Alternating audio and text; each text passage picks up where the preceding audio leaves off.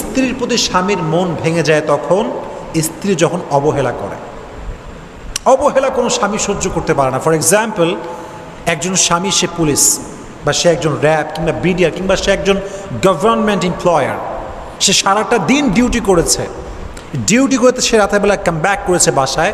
এখন বউ বসে থেকে সিরিয়াল দেখতেছে, স্টার জলসা দেখতেছে, ধুমাইয়া দেখতেছে। বেচারা স্বামী যে ক্ষুধার্ত, তার যে খিদা লাগছে, তার কোনো হুশই নাই, খবরই নাই। এটা হচ্ছে কেয়ারলেস হওয়ার নমুনা, এটা অবহেলার একটা বড় নমুনা, যত্নহীন হওয়ার একটা নমুনা। একজন যত্নশীল স্ত্রী কখনো স্বামীকে ক্ষুধার্ত রেখে টিভি সিরিয়াল দেখতে পারবে? এটা কোনো ভালো স্ত্রীর কাজ হতে পারে না। এই জন্য 1 নাম্বার কাজ আমি সমস্ত বোনদেরকে বলছি, যারা বিয়ে করেছেন তাদেরকেও বলছি, যারা নেক্সটে করবেন তাদেরকেও বলছি যে কখনো স্বামীর প্রতি কোনো প্রকার অবহেলামূলক কোনো আচরণ স্ত্রীর জন্য করা জায়েজ হতে পারে। 1 নাম্বার, যেটা মন ভেঙে দেয়। 2 নাম্বার, অনেক স্ত্রী আছে দেখবেন স্বামীর সঙ্গে অন্য পুরুষকে কম্পেয়ার করে, তুলনা করে, যে আরে তোমার বন্ধু কত সুন্দর সরকারি চাকরি করে, কত টাকার মালিক, শাশুড়িকে ওইটা দেয়, শ্বশুরকে ওইটা দেয়, তার বউরে গহনা দেয়, আইফোন দেয়, বিশাল বড় বাড়ি করে দিয়েছে, সে কতই স্মার্ট, আর তুমি আমারে কি দিছো? দেয় একখান বাস। এই বাস খাইলে স্বামী আর সহ্য করতে পারে না। কিরে, সে আমার বউ, সে আমারে ভালোবাসবে, সে আমার সামনে অন্য পুরুষের গুণগান কেমনে গায়? এটা স্পষ্ট হারাম, এটা ঠিক না।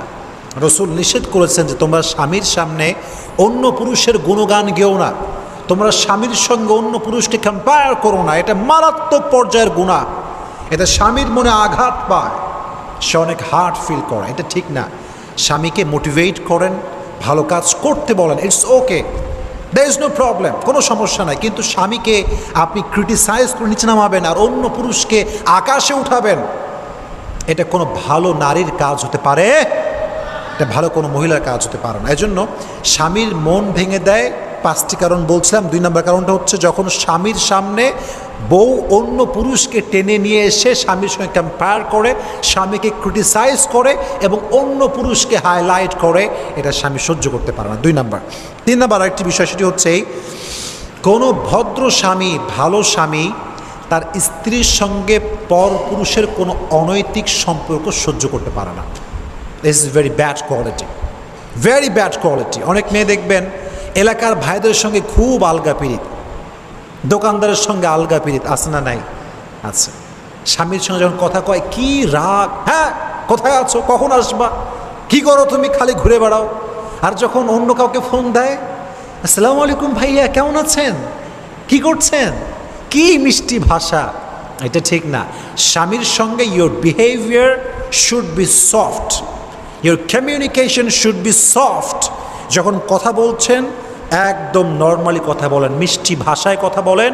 মিষ্টি ভাষায় কথা বলা, মুচকি হাসি দিয়ে কথা বলা, এটা হচ্ছে সাদাকা করলে যে সওয়াব পাওয়া যায়, আল্লাহ সেই পরিমাণ সওয়াব আপনার আমলনামায় লিখে দিবে। কোন সুবহানাল্লাহ। এটা এত সুন্দর একটা কাজ। এজন্য পরপুরুষের সঙ্গে অনৈতিক সম্পর্ক স্বামীরা সহ্য করতে পারে না। এটা হচ্ছে 3 নাম্বার কারণ, যেটি স্বামীর মনকে ভেঙে দেয়। 4 নাম্বার আর একটা ব্যাড কোয়ালিটি হচ্ছে এই স্বামীর আপনজনদের সঙ্গে খারাপ ব্যবহার করা। For example, you are married, এখন আপনি একটা বাসা নিয়ে আছেন, যে বাসায় আপনি এবং আপনার ওয়াইফ থাকেন। এখন বাসাতে আসছে আপনার নিজের মা বেড়াতে আসছে। কে বেড়াতে আসছে? মা। বলেন প্রিয় ভাইরা, কে আসছে? মা। এখন মা আসতে আপনার বউ খুব বিরক্ত, হ্যাঁ বুড়ি থেকে আসছে, এমনি কয়, বুড়ি আসলো কি করতে, বুড়ি কি কোনো কাজ কাম নাই? যখন আমার ওয়াইফ আমার সামনে কথা বলছে, বুড়ি কেন আসছে, কি করতে আসছে, ওর কি কোনো কাজ কাম নাই? একজন হাজব্যান্ড হিসেবে এটা কোনো হাজব্যান্ড সহ্য করতে পারে না।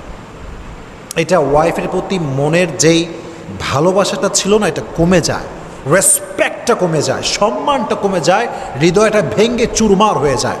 এজন্য স্ত্রীদের উচিত স্বামীর যত রিলেটিভ আছে, যত ফ্রেন্ড সার্কেল আছে, যারাই আছে আপনজন প্রিয়জন, সবার সঙ্গে গুড বিহেভ করা, ভালো ব্যবহার করা, সুন্দরভাবে আচরণ করা, যাতে করে স্বামী তার বউকে আরও বেশি ভালোবাসে। মনে রাখবেন, আমার যদি একজন ছেলে থাকে, মনে করে আমার ছোটো বাচ্চা ছেলে আছে, ওরা যদি কেউ চকলেট কিনে দেয়, আমি বাবা হিসেবে খুব খুশি ফিল করব, কারণ সে তারে দিছে মানে আমারে দিছে, কারণ সে তো আমার সন্তান। তো স্ত্রী যখন স্বামীর আপনজনকে ভালোবাসে, আপনজনকে ভালোবাসা মানে স্বামীকে ভালোবাসা। এজন্য আপনজনকে সম্মান করবেন। স্বামীর আপনজন আসলে আপনি ডিসরেসপেক্ট করতে পারবেন না, অসম্মান করতে পারবেন না। আল্লাহ মা বোনদেরকে বোঝার তৌফিক দান করুক। আপনারা সকলেই মন খুলে পড়েন আমিন। স্বামীর পছন্দের প্রতি অনীহা প্রকাশ করা, এটি একটু ভালো করে বুঝবেন। এটার একটা এক্সপ্লেনেশন আছে, ভালো করে বুঝবেন। স্বামী পছন্দ করে, ফর এক্সাম্পল বলছি, স্বামী পছন্দ করে কি? ভাত, ডাউল আর সবজি। জাস্ট ফর এক্সাম্পল, উদাহরণস্বরূপ বলছি। এখন বউ পছন্দ করে খালি গরুর গোস্ত আর ইলিশ মাছ। পার্থক্য আছে, দুজনের মাঝে পার্থক্য আছে। এখন বউ সবসময় গরুর গোস্ত রান্না করে, ইলিশ মাছ রান্না করে, দ্যাট মিন্স তার যেই ফেভারিট ফুড আছে এটা সে অলওয়েজ রান্না করে। কিন্তু স্বামী কি খায়, স্বামীর কোনটা পছন্দ, এটার দিকে কখনো ঘুরেই তাকায় না। স্বামী বহুদিন ধরে বলতেছে একদিন পায়েস বানায়ও, একদিন ক্ষীর বানায়ও, একদিন সিমাই টিমাই কইরো, মাসের পরে মাস, ইভেন বছর পার হয়ে যায়। স্বামীর যে একটা চয়েস আছে খাবারের, স্ত্রীদের দিকে লক্ষ্যই রাখে না, মানে খেয়ালই করো না।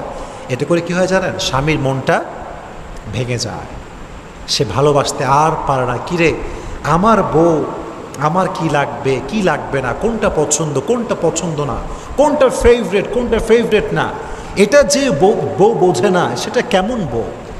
বউ তো হচ্ছে সেটা ভালো যেই বউ স্বামী বলার আগেই বুঝবে স্বামীর কি দরকার, স্বামীর কি প্রয়োজন, বলার আগেই হাজির হয়ে যাবে।